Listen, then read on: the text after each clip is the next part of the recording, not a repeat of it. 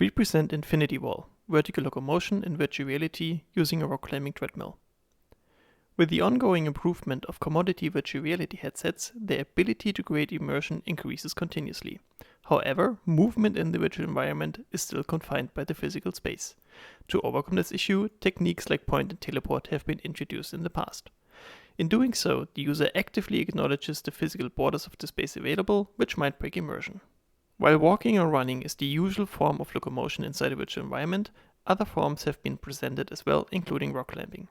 With the increasing popularity of rock climbing, new technologies have been introduced into this sport.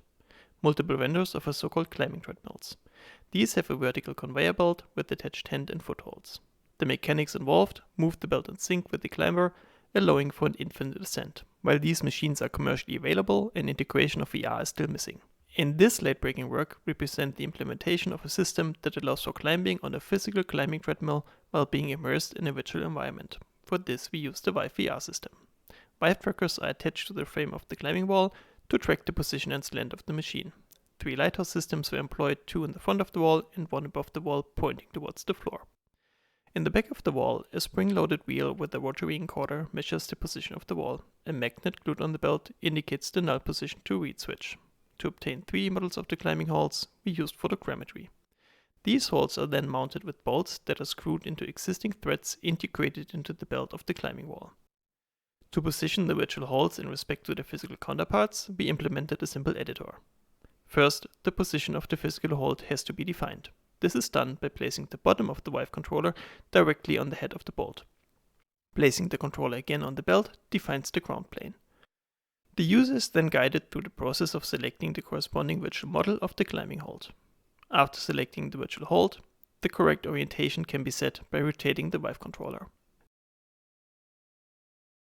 To visualize the climber's hands and feet in the virtual environment, we used Vive trackers and commercially available straps. A simple calibration method aligns the virtual models with the extremities of the user. The first showcase features a virtual exhibition room with a simplified representation of the climb station. Using a custom route editor, only a subset of the physically present holds will be displayed per revolution of the belt.